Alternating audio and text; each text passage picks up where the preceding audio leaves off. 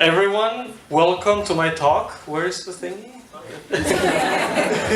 You're done.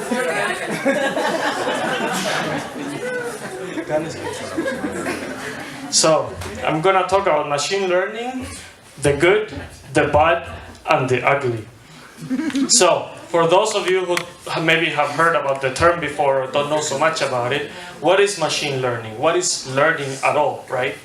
So you see this picture, all of you have learned already, it's a bird, but a machine doesn't know. So the machine goes like, it's a plane, it's Superman, it's a bird, it's an ostrich, it gets 10 points. And the machine is gonna try to gather all these points, right?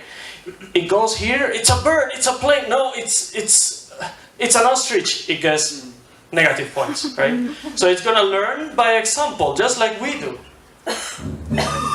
So, what's good about machine learning? What's the good part, right? You see the picture? It's a face. The machine knows it's a face, but you can go do more. You can ask the machine, what is this? Try to see things here. And it will see all sorts of stuff, right? All like things that come from like a dream, and this has been done by a machine, right? So what's good? Well, they are complex. They're getting as complex, some say, as us. They're getting more accurate. They're more and more useful, and they're just like so fucking cool. So what can you do? You can like ask the machine, who is this? And it will tell it's Sarah. And if you're Sarah, then it will unlock your phone, right? It will do even more complicated stuff. Like maybe you want to see what's going on with climate change. You need to relate temperature to ozone, and the machine gives you, well, this is the best model that fits your data. But it's not all fun and games. What's bad about these things?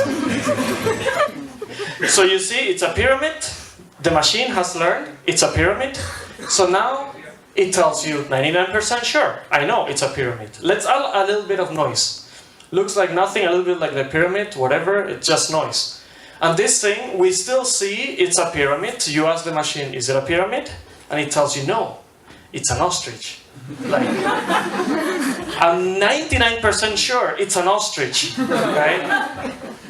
So then it's like, this machine is a black box. You ask, why is it an ostrich? And it doesn't know. It's just like some input, and you get some output, and what's inside? Doesn't know. We don't know. We as humans do not understand. And imagine you go to the bank, and the bank doesn't give you the credit, and you ask why, and you say, oh, the big oracle, the machine told me. You do not get the credit, you don't get the money, you're in the right to ask, right? Another example is Google Translate. In this case, there are two kinds of people in the world. After a bunch of languages, Google Translate tells you there are two people in this world. Or even better, if you give it a larger text, then the guy is like hiding in the bathtub and so on, and he kills the guy with a gun that's hidden in the foam.